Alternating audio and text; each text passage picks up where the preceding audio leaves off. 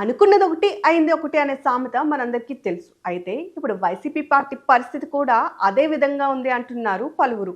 అన్యాయానికి గురవుతున్న వైఎస్ఆర్సీపీ కార్యకర్తల కోసం అంటూ మాజీ ముఖ్యమంత్రి ఆ పార్టీ అధినేత జగన్ కొత్తగా తెచ్చిన డిజిటల్ బుక్ యాప్లో మాజీ మంత్రి విడుదల రజనీపై ఫిర్యాదు ఇప్పుడు కలకలం రేపుతుంది.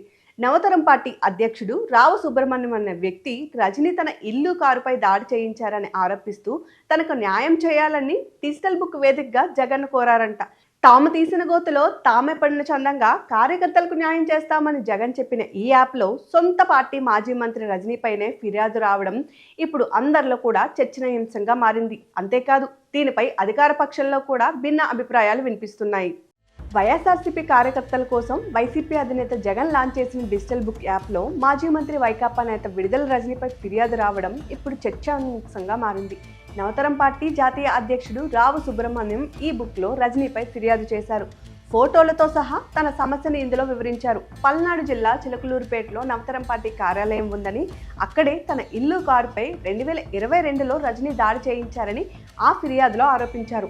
ఆమెపై తగిన చర్యలు తీసుకొని తనకు న్యాయం చేయాలని కోరుతూ ఆ విషయాన్ని సుబ్రహ్మణ్యమే స్వయంగా ప్రకటించారు.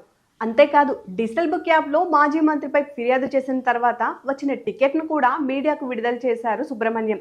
ఈ ఫిర్యాదుపై స్పందించి తనకు న్యాయం చేస్తే మాజీ సీఎం జగన్ చెప్పినట్లు వైఎస్ఆర్సీపీ కార్యకర్తలకు కూడా న్యాయం జరుగుతుందనే ఒక నమ్మకం కార్యకర్తల్లో కలుగుతుందని అన్నారు. ఇక సుబ్రహ్మణ్యం ఫిర్యాదుతో పాటుగా తన ఇల్లు, కారు, పార్టీ కార్యాలయంపై జరిపిన దాడికి సంబంధించి ఫోటోలను కూడా జతపరిచారు. అయితే సుబ్రహ్మణ్యం ఫిర్యాదు చేయడానికి కొంత సమయం ముందే ఈ డిజిటల్ బుక్ యాప్ను చిలకలూరుపేటలో మాజీ మంత్రి విడుదల రజనీ తన ఇంటి దగ్గర వైఎస్ఆర్సీపీ నేతల శ్రేణులతో కలిసి ఆవిష్కరించడం విశేషం.